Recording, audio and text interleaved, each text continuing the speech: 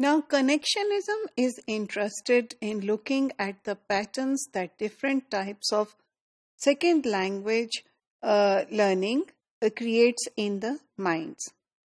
So, in connectionism, or what we can also call parallel distributed processing, the mind is seen as a replica of a computer. For instance, if you would type something, if you want to find something in your computer and you put in a keyword, the computer will immediately come up with a list of all the documents that have that word. So similarly, if something that we already know, a small bit of information that we know about the second language, if new information comes that is related to it, we will immediately, the brain will formulate certain associations with it and form links with it. These connections are, or this pattern of connections lies at the basis of this approach. And given the computer technology, a lot of research has been done in labs of how the learning actually happens. So they deal with neural networks. They are interested in it.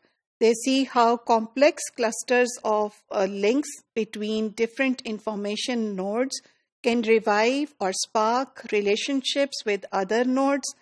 And when some links become strong after repeated activation, they become also, they can become a part of the larger units of connections, and gradually these connections can spread from one small circle to a wider structure.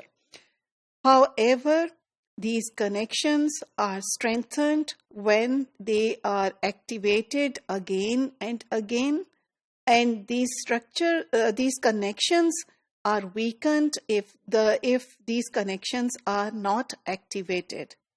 This would mean, in terms of teaching a language, that we need to repeat or revise things a lot in our classrooms.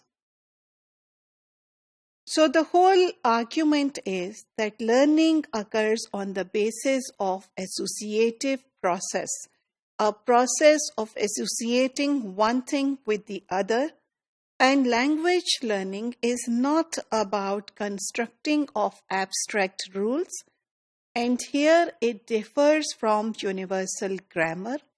It argues that actually it happens through formation of associations. And it also argues that human beings or human minds are predisposed to formulate associations, and that is why, for instance, to give you an example, if you forget something, if you go back to the same place, you will remember a lot of memories will be evoked in your mind. The use of the same perfume can also evoke memories of the last time you used it, and things like that. It argues that the links become stronger when they are occurring again and again, as we said, and larger networks form when smaller networks are allowed to associate with other networks. So if you're teaching them, for instance, one concept, and you're constantly revising them, they are linking it to their context, and their sort of networks are developing. And then you can allow the learners to develop larger networks by seeing how one concept is related to the other network or other concept. For instance, how are nouns and verbs related? How are nouns and adjectives related?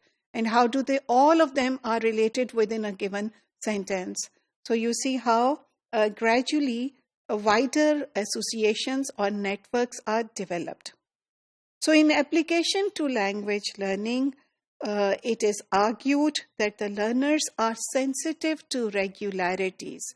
the more regularly they develop these connections, and the more regular the language input in a specific domain is, and the co-occurrence of the same forms comes to them, the more easy it is for the learners to form associations that will last and allow them to learn the second language. It is argued that the learners extract some sort of probable patterns. They think about certain patterns because, as we said, human minds are predisposed to form associations, and then learning occurs as these patterns become stronger and stronger through activation from time to time.